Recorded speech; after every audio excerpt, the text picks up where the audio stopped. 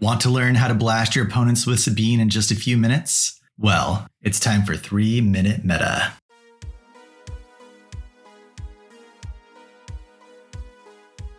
Hey everybody, I'm Yeti from Artificery, and welcome to the first episode of 3-Minute Meta, where we're going to cover the current Star Wars Unlimited meta 3 minutes at a time. Today we're exploring the essentials of Sabine Green, the S-tier aggro deck, and the Spark of Rebellion meta.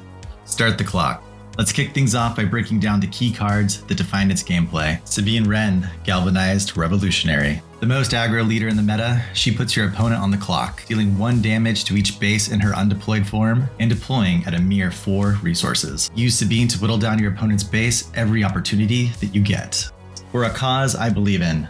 This card is a powerhouse. It usually hits your opponent's base for 4 damage out of hand and lets you see the next 4 cards of your deck and choose which will go back on top of your deck in any order or get discarded. Mid to late game, this damage will push your opponent to defeat. Letting you manipulate your next 4 cards lets you fix a lot of situations, but usually you'll just be discarding cards and digging to find another copy of For a Cause I Believe In. Energy Conversion Lab, K2SO, and Steadfast Battalion.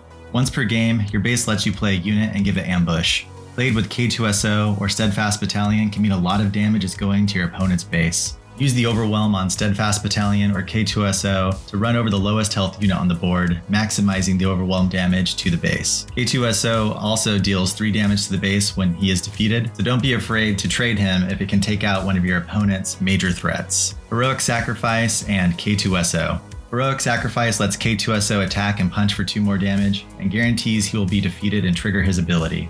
It also lets you draw a card to find another copy of For a Cause I Believe In. Lane Dodging.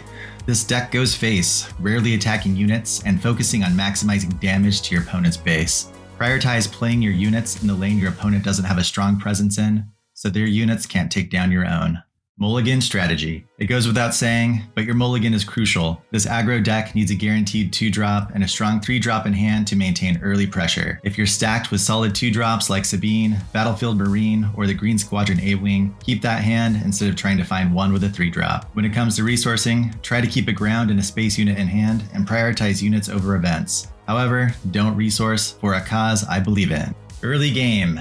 If you're going first, slam down a unit and take the initiative, skipping the Sabine ping damage. Going second, time to lane dodge. You kept a space in a ground unit, right? And ping with Sabine, focusing on outmaneuvering your opponent right from the start. Mid-game. As we hit the mid-game, keep an eye out for your signature plays like using Heroic Sacrifice with K2SO to deal significant damage. Keep digging for a Cause I Believe In, and if you need some help, enlist your friend R2-D2. Late game. Towards the end, it's all about deploying strategically. Don't rush to play your cards. Attack with your units first, then deploy. This can often make the difference between winning and just barely losing. Hopefully you've been digging to get those For a Cause I Believe In. Begin playing those and keep the pressure up on your opponent.